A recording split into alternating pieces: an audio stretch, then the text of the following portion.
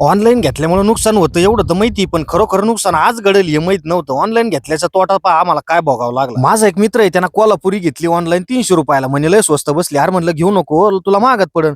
शेवटी चप्पल घेतली आणि कुटाणा करून घेतला.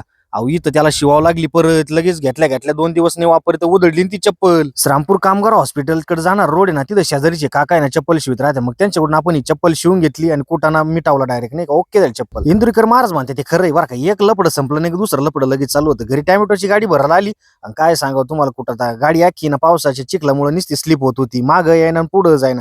मग काय कुठानाच वाढवला. ड्रायव्हर म्हणे एकाच जागेवर ठेवतो, तुम्ही इथं कॅरेट होऊन आणा. म्हटलं शाळेला भाऊ शेतकऱ्याचं नशीब हेच लिहिलंय का. पावसापासून टॅमॅटोची होणारी सुरक्षा आम्ही छत्रीनं झाकली होती, हे इनरनं झाकली होती. मग त्याच्यामुळे काय लगे इनर सोडली टपाटप आहे ना कॅरेटनं व्हायला चालू केलं. ड्रायव्हर आम्हाला आमच्यावर दया आली. शेवटी ते सुद्धा आम्हाला कॅरेट होऊ लागली. म्हणे दादा हो, मी पण कॅरेट होऊ लागतो, मी पण शेतकरी म्हणे, पण पार्ट टाइम धंदा एवढा करतोय. म्हटलं काय अडचण. सिंधू मामेची व्हिडिओ तुम्ही आपल्या युट्यूब चॅनलला आणि इन्स्टा चॅनलला पाहिलीच असेल. ते ना बोलता बोलता खरं बोलून गेल्या. शेतकऱ्याची काय नाही काय राहते ना, आठणी ना आमदनी रुपया खर्च रुपया असं काहीतरी म्हणे ना, ती तशीच घडत होती आम्ही संग.